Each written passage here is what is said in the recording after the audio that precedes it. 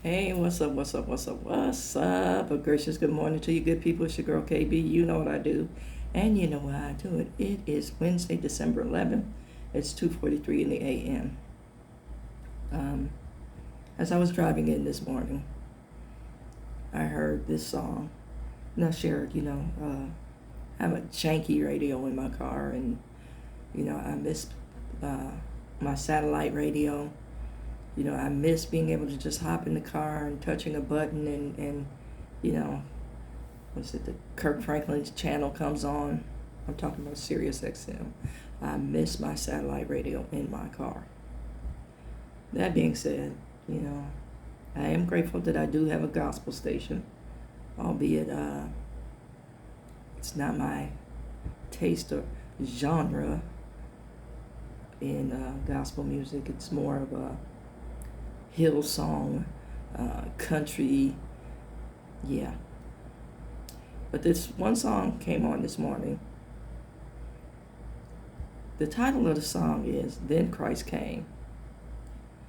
You know, and I'm doing like this mental laugh because I'm thinking of misheard song lyrics. You know, one of my favorite misheard song lyrics is "Pay the Rent, Claudette." Yeah, it's supposed to be Little Red Corvette.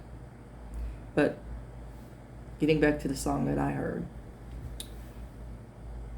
Then Christ Came, I first heard the song lyric as Then Christ Came. And it's like, huh? Now, and I thought about the story of Cain and Abel, and it's like, okay, I get it. Then I actually heard the lyric in its correct format, and it's like, okay, then Christ came.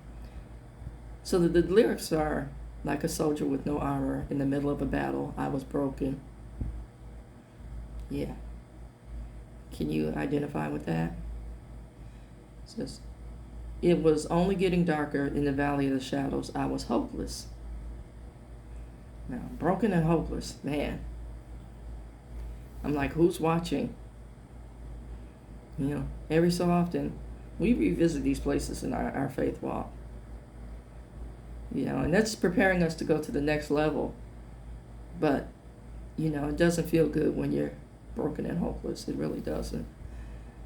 And then we get to whining and crying and complaining as opposed to learning to say, hey, God, where are you taking me? And God, what are you showing me?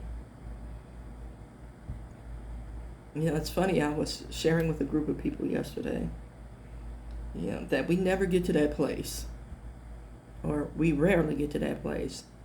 We get mad because the circus has clowns, and we never ask ourselves, why do we keep going to the circus?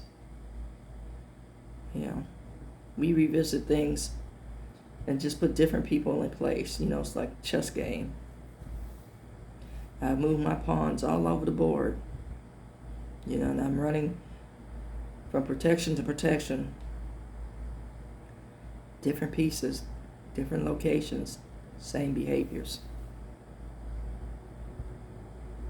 I want you to think about a game of chess. Now, I don't play chess, but I know certain pieces can only move in certain directions. I never really kind of locked into the strategy.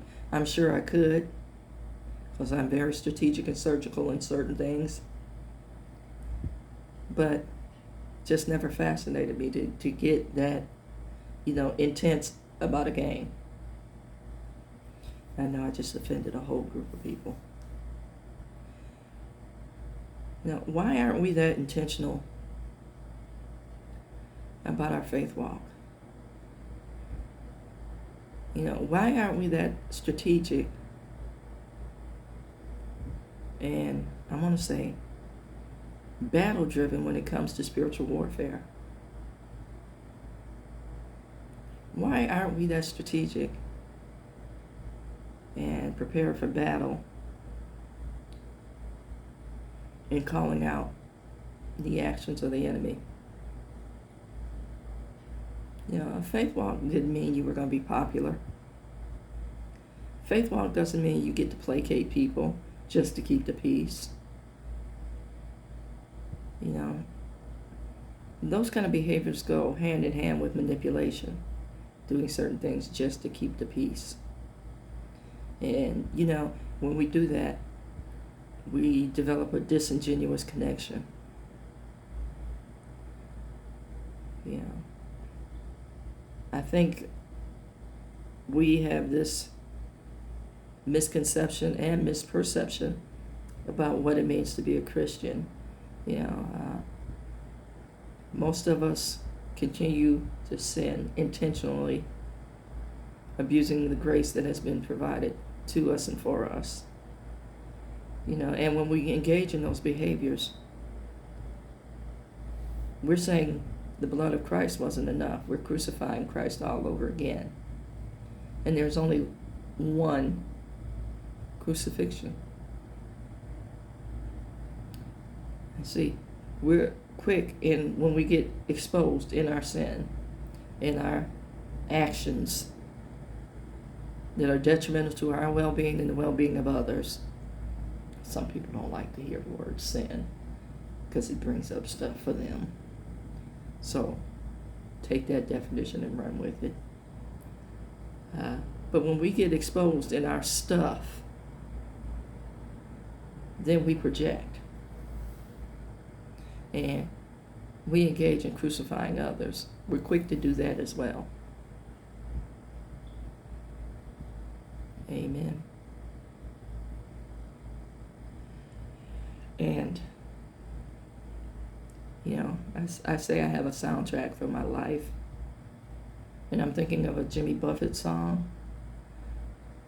You know, so the last line in Wasting Away Margaritaville, or Margaritaville's the song. And the last line is, and I know it's my own, I'm going to change the word here a little bit, damned fault. Because that's what happens when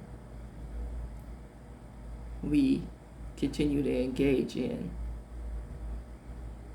behaviors that, you know, taint our relationship with God and taint our relationship with others. And then we lie to ourselves and say, we're not the problem. Okay. And I'm going to tell you this, and then I'm going to leave the subject alone. You may not be the problem, but you damn sure are in the equation of the problem. And sometimes, I'll say more often than not, you are the common denominator. You know, all the world ain't wrong, and you're the only one that's right.